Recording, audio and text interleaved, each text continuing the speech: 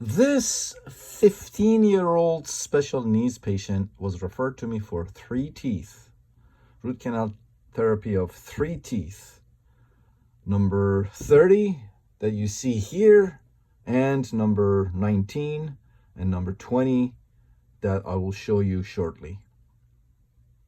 So patient had all the signs and symptoms of irreversible pulpitis, and you can see why. Take a look here. You can see large decay, Caries lesions on number 30, approximating the pulp of this tooth, tooth number 30. And here you can see tooth number 19. You can see large Caries lesion approximating the pulp of the tooth. And look at tooth number 20. Again, you can see decay here, approximating the pulp of tooth number 20. This patient, as you can see, has decay pretty much on every tooth. As I said, he's special needs, so he can't floss and brush for himself, so he needs to be brushed. He needs to be flossed and brushed. Already spoke with mom about all of this. Patient's general dentist has spoken with mom about this, and mom is well aware that she needs to do a better job with home care. All right, so let's go ahead and put the rubber dam on tooth number 30 and get started. Rubber dam goes on and we do kind of sectional. So here we are flossing the rubber dam between number 28 and 29. So we have a better access to tooth number 30.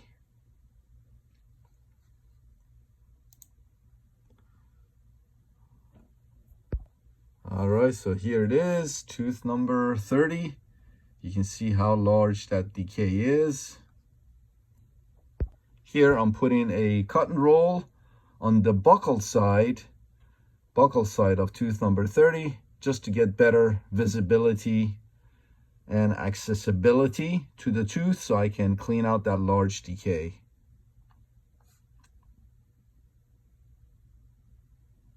And here I go in with my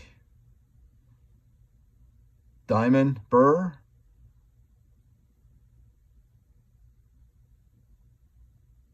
Very carefully, trying to save as much tooth structure dentin as possible. I'm working under a surgical operating microscope, so cleaning out all the decay there. My assistant is airing to make sure that I can see, removing all the unsupported dentin with the diamond burr first. So that's what we have so far. Let's go in with our slow speed and remove all the decay. I like slow speed when I get to this stage because, again, I find high speed very aggressive. All I want to remove is dentin at this point, so I always use the slow speed to remove the dentin. As you know, with the slow speed, the chances of you removing dentin, healthy dentin, is very limited. That's why I like to use the slow speed to remove the rest of the decay. Now that I have the outline already put into place with the diamond burr. So I'm cleaning out all the decay now with the slow speed. All right, here it is. You can see how nice and clean everything is right now. All right, so now I'm gonna go ahead and rebuild the missing walls with composite. I'm just fashioning the composite now to create 4 intact pulp chamber walls.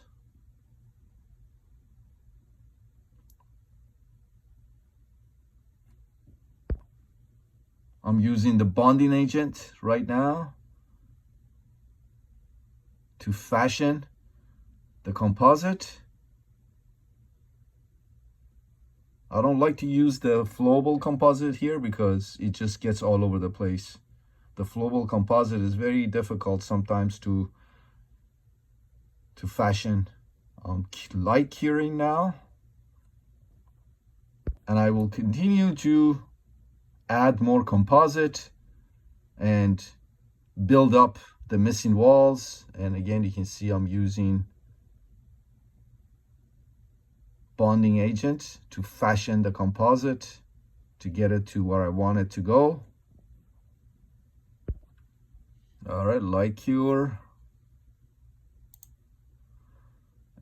All right, now I'm going to use flowable to fill in the gaps. Now that I have the walls, now I can use the flowable to fill in the gaps and continue with the rebuild of the missing walls.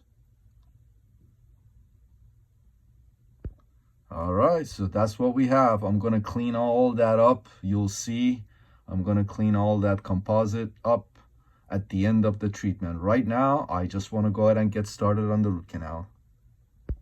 All right, so diamond burr for endo access under the surgical operating microscope. My assistant is airing the area and my mirror to make sure that I can see. My other assistant to the left is suctioning, as you can see right there. So this is called six-handed dentistry. I don't have to move much. That way I save my shoulders, my neck, and my back, and I can practice for a long time. All right, endo access was made. I'm using the spoon, the excavator right now to remove the pulp tissue from the pulp chamber. And you can see the bleeding of the pulp. Again, this pulp was extremely inflamed. The patient was in a lot of pain. So that explains the bleeding, the excessive bleeding there. All right. So let's go ahead and get started on the instrumentation. All right, so I'm using the number 20 flare file right now. The name implies flare. So to flare the coronal to mesial of the canal, each canal, as you can see, in a brushing motion. This is my M4 reciprocating handpiece. As you can see, I'm brushing with it. I have nothing in the canal, nothing in the pulp chamber, nothing in the canals. I'm basically using the juices, I call it juices. I'm using the juices of the pulp tissue for lubrication. I don't have any kind of lubricant. I don't have hypo or anything like that. I'm just trying here to remove the bulk of the pulp tissue from the canals without blocking myself. So just brushing motion just to remove the bulk of the pulp tissue out of each canal. Again, you can see the brushing motion. The reciprocating handpiece, the M4 reciprocating handpiece, is running at 1000 RPM maximum torque.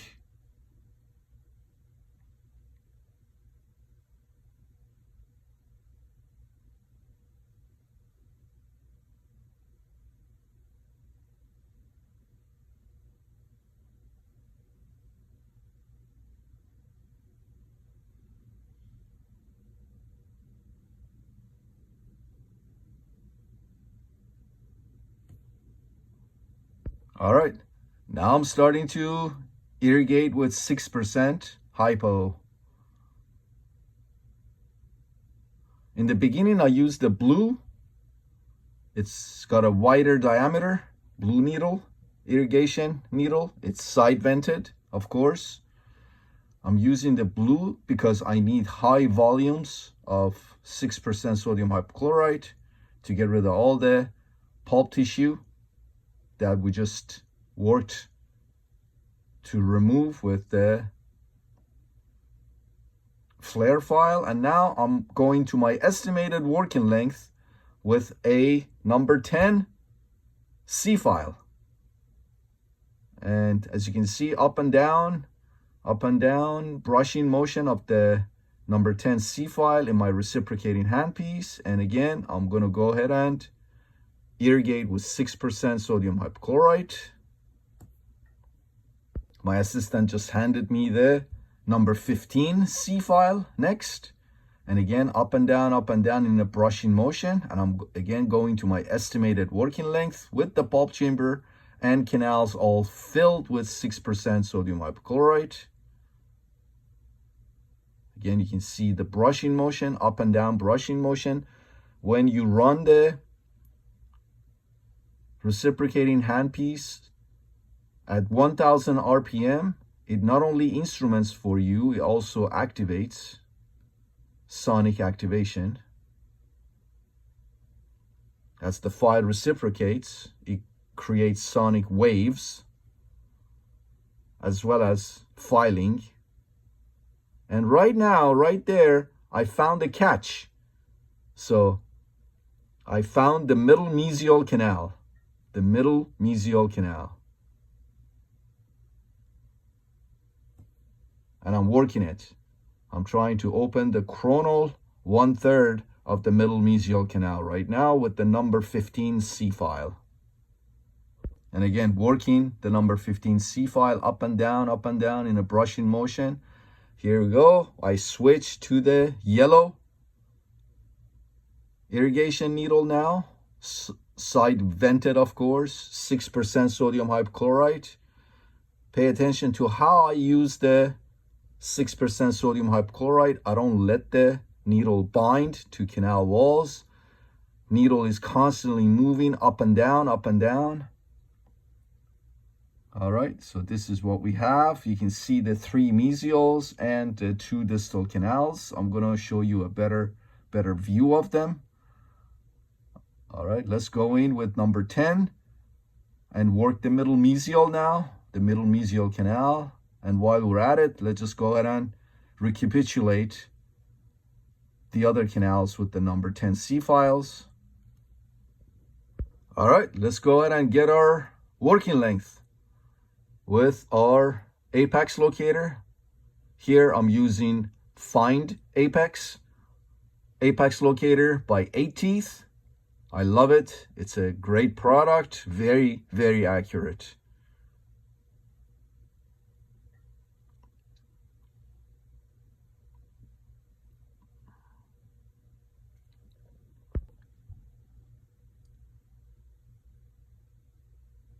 I found the working length of the mesiobuccal. Now I'm going after the mesiolingual canal.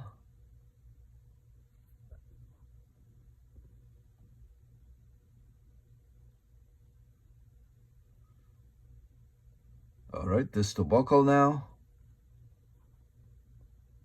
All right, we found all the working lengths, and let's go ahead and irrigate again with 6% sodium hypochlorite.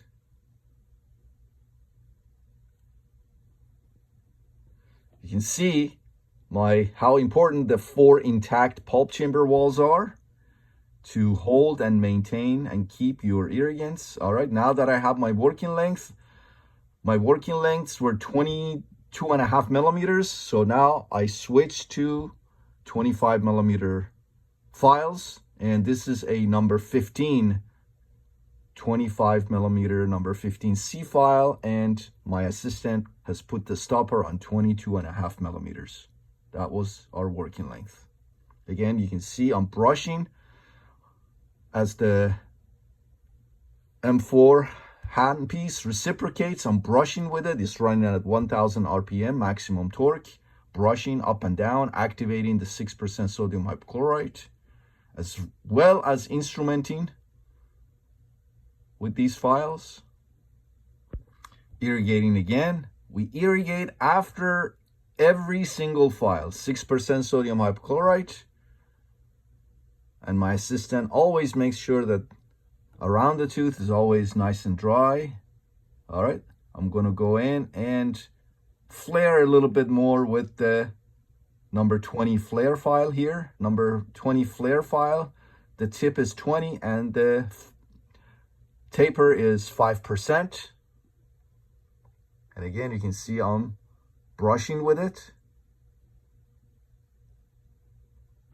Irrigating again with 6% sodium hypochlorite, getting rid of all the debris generated and pulp tissue, remnants of pulp tissue if present, and of course 6% sodium hypochlorite has dissolving ability, so it dissolves pulp tissue. It's a great chemical. There you go. I am in the middle mesial canal right now with number 10 C file, and I'm going to working length with it. Again, irrigation with 6% sodium hypochlorite. As you can see, we're constantly irrigating with 6%. All right, here we go. This is my eFlex S file by 8 Teeth.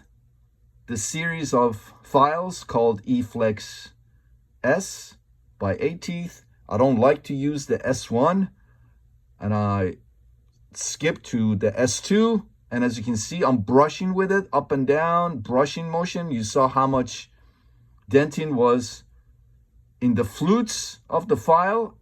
So I had my assistant with a 2x2 soaked with isopropyl alcohol, 70%, wipe the file clean, get rid of all the dentin, debris gathered in the flutes, and then go back in with the S2 and just brush with it. Go to working length, brush, brush, brush, brush with it.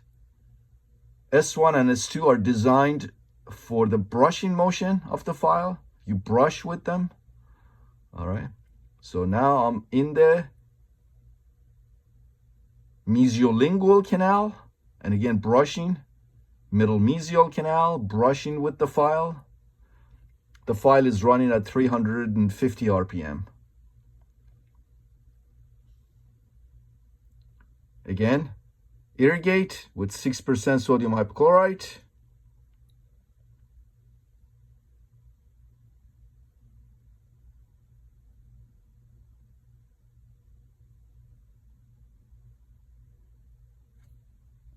And here you can see the 3 mesial canals.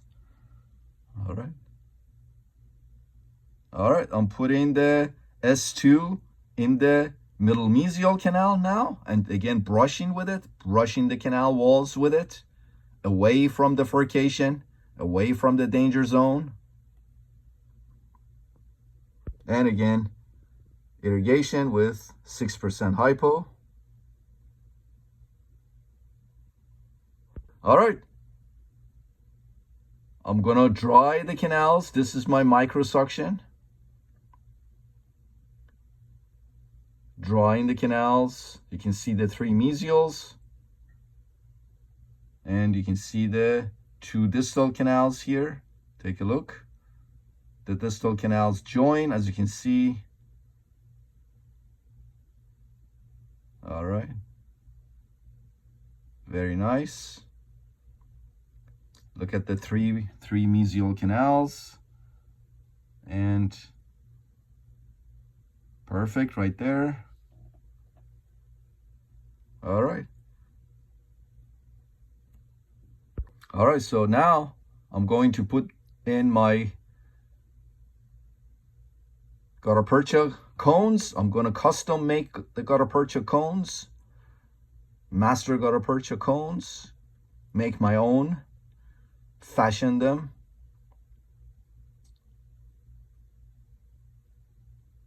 You can see this is a 25. And look, up and down, up and down. This is another way of activating the hypo.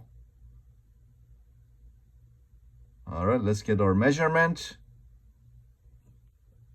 All right, here we go. Now I'm trying a number 20, fashioning a number 20. I measure it. If it's long, then I cut it, cut the end until I'm exactly where I need to be. There you go. Up and down. Again, you can see I'm up up and down motion to activate the 6% hypo in the canal. I'm constantly irrigating and activating, constantly irrigating and activating. All right, here we go. I'm working on the distals now. We're gonna take a PA, a working length PA. I didn't like my reference points. My reference points I didn't like, so I'm gonna take a PA just to make sure that the gutta percha is at proper length. All right, so we got our working length PA and we adjust everything properly. So now I know that my gutta percha sits at proper working length. I'm using the microsuction to get rid of the hypo in the canal. I'm gonna fix that. That's what I told my assistant. There's an area I need to work on a little bit more on the distal. But you can see the 3 mesial canals. Here, I'm gonna use sterile paper points to dry the canals further. Sterile paper points. Everything is sterile. You can see there's a little bit of bleeding from the mesiolingual canal.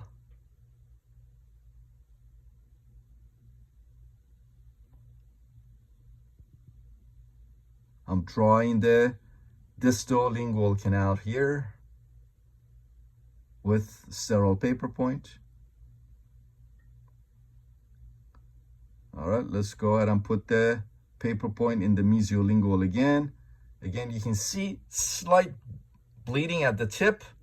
That tells me that the paper point is going beyond the working length.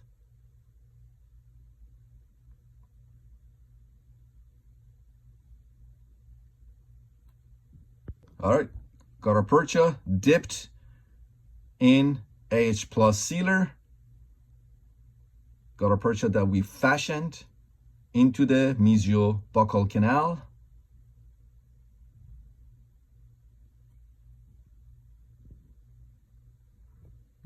All right. And into the mesiolingual canal. There you go. The middle mesial canal and the mesiobuccal canal joined apically. So what I'm going to do is I'm going to fill the middle mesial canal last, and I'm going to use my gun to do so.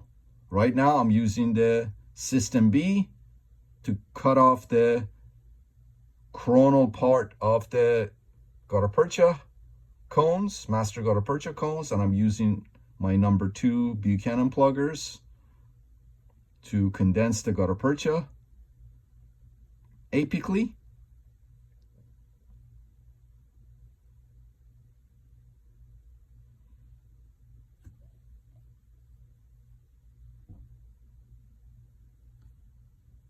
All right, let's go ahead and obturate the distals. Distal buccal went in. Distal lingual goes in next. And again, System B. That's a heating unit. And I'm going to use my number 2 Buchanan pluggers to go ahead and condense the gutta percha down the canals.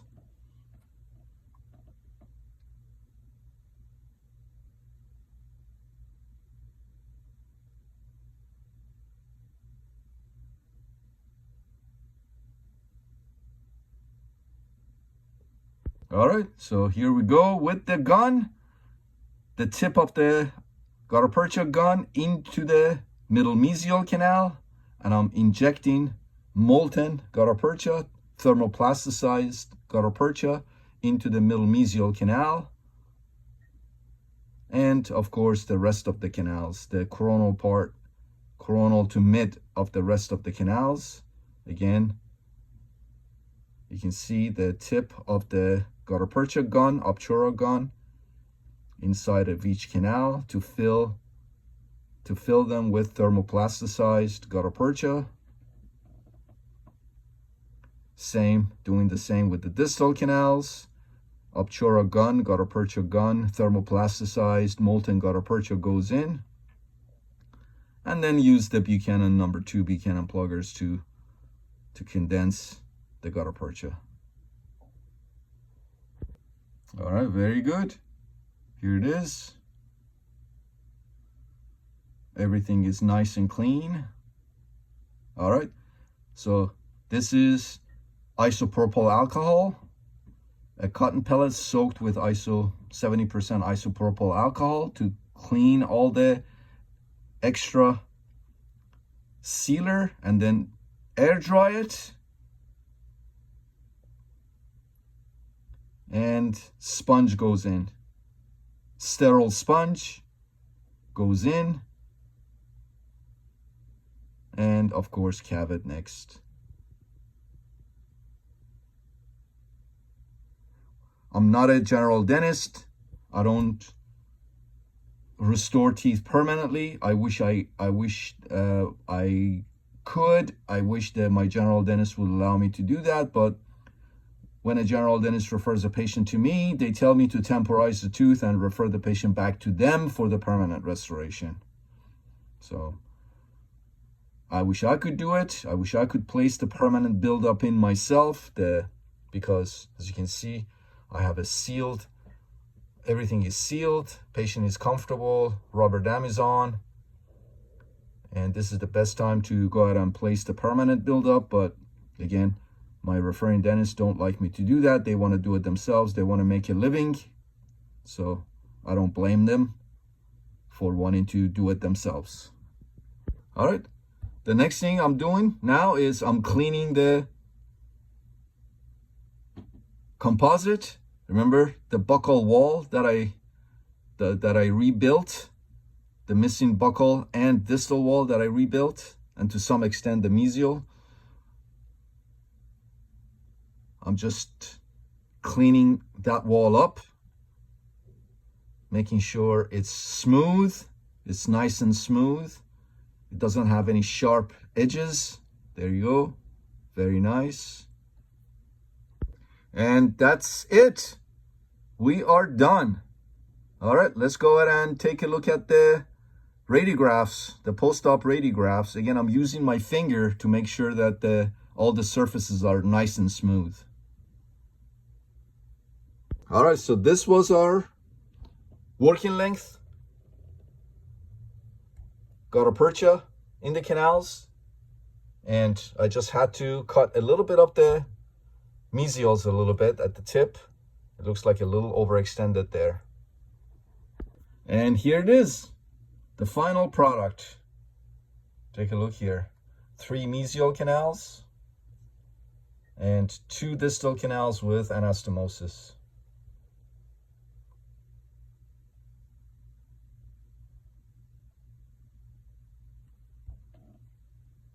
All right, so